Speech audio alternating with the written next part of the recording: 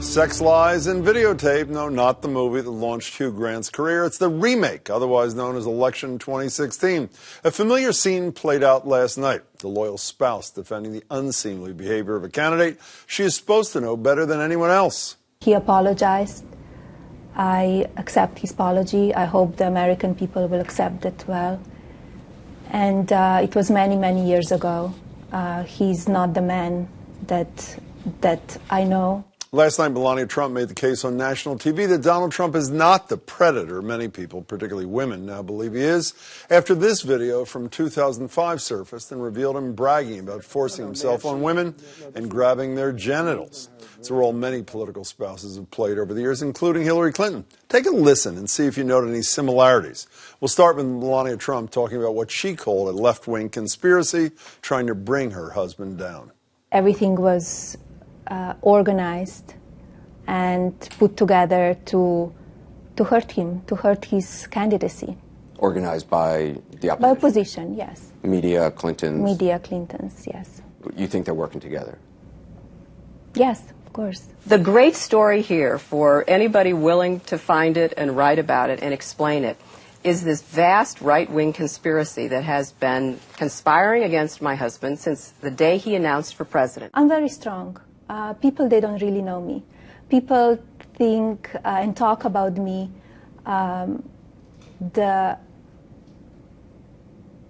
like, oh, Melania, oh, poor Melania. Don't feel sorry for me. Don't feel sorry for me. I can handle everything. You know, I'm not sitting here as some little woman standing by my man like Tammy Wynette.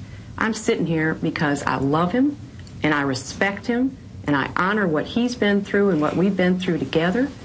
And you know, if that's not enough for people, then heck, don't vote for him. Another surreal moment in an increasingly surreal election.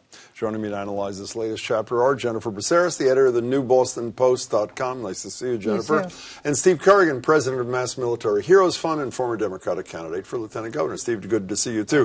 So, for the most part, Hillary Clinton's behavior like that helped salvage her husband's campaign and presidency. Is Melania Trump going to meet with the same kind of success? I have no idea. I typically think that what the spouse says about it doesn't make a difference. Made a big difference with Hillary Clinton. It made a big difference with Hillary. To me, the funniest part of the clips you just showed is the change in accent from Hillary Clinton. She had a Midwestern accent in the first clip, and she had a Southern Arkansas accent in the second She's clip. every woman, Jennifer. Will Academy Melania Award. Trump have an impact here? I actually thought, considering the hand she was dealt, Yeah. I think she did as well as she could do. No? Well, if you put it that way, considering the hand she's been dealt with that husband, yeah. I find it interesting she's now cribbed from a second first lady. I mean, first at the convention she takes Michelle Obama's comments, and now she's doing Hillary's. She did what she had to do. I mean, what else is she supposed to do? She's got to get out there and say these things. What I found most interesting about that interview, or I guess it was the Fox interview that she did yesterday, where she said that she always, it's like having two boys at home anyway, because he always says boyish things like this. I mean, this is not the comments of boys, and they keep trying to play this off as it's just nothing, and he got egged on by Billy Bush and all this stuff. We should say you're a conservative who does not support Donald Trump, but is there any evidence of a left-wing conspiracy, as she suggests? She actually used the language. We didn't play it, but is there any evidence of it? I mean, yes and no. I think Hillary and Melania were both right to some extent. The people's political enemies do conspire to find dirt on them and to get it out. I mean, this is a fact. This happens. And I do think that in this case, the media is apoplectic about the possibility of Trump becoming president, and they're going to do everything they can to expose him.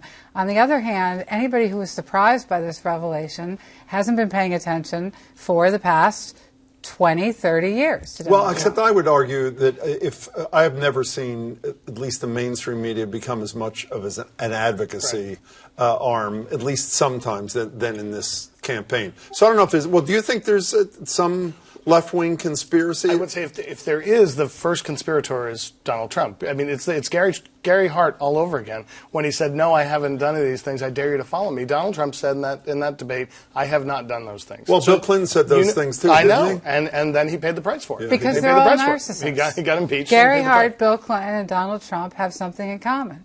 They are womanizers and they're narcissists. Are you worried about the impact on the Republican Party? And I don't just mean, the Democrats going to win the 30 seats they need in the House and the 5 in the Senate. I'm talking about long and midterm. Are you worried about the impact, assuming Yes. that Trump's numbers continue to decline? How so?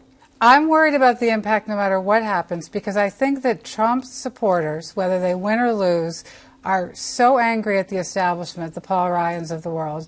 And I don't know how we ever recover from that. I really don't. Well, I mean, that's the end of it? That's the end of the sentence? GOP's done. So we have a one-party America? Is that what happens No, come but November I think 9th? but I think it'll take a while for Republicans to be able to field a national candidate again. Do you buy that? I mean, it's hard to ask you. Since A successful one. We're hoping. No, really. No, I actually think that drubbing from Hillary to Trump is it will be a good thing for the country because, as I've said before, it'll give Paul Ryan, even if he maintains his majority, it'll give him a chance to get rid of the Freedom Caucus. It'll give him a chance to limit their influence, and then he'll actually be, because I believe he's a good and honest guy who went to Congress. I disagree with him on everything, but he went to Congress to make a difference. And I think when you clear those folks out, he'll be able to do it, and then maybe You're not they'll going be able to build clear those folks out. but their influence will be far more diminished. I mean, they got rid of John Boehner, and he whistled Dixie literally on the way out the door. Can we change to another note here?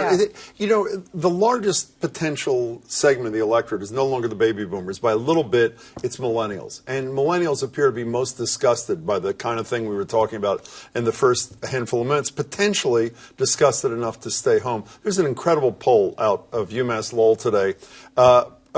Do you prefer, these are millennials, instead of Clinton or Trump in the White House? You see Barack Obama life term, unconstitutional, obviously lottery too. 23% even preferred a giant meteor strike to voting for either your woman or your guy. 3-1 in polls. Yeah. Those millennials who are voting support Hillary Clinton.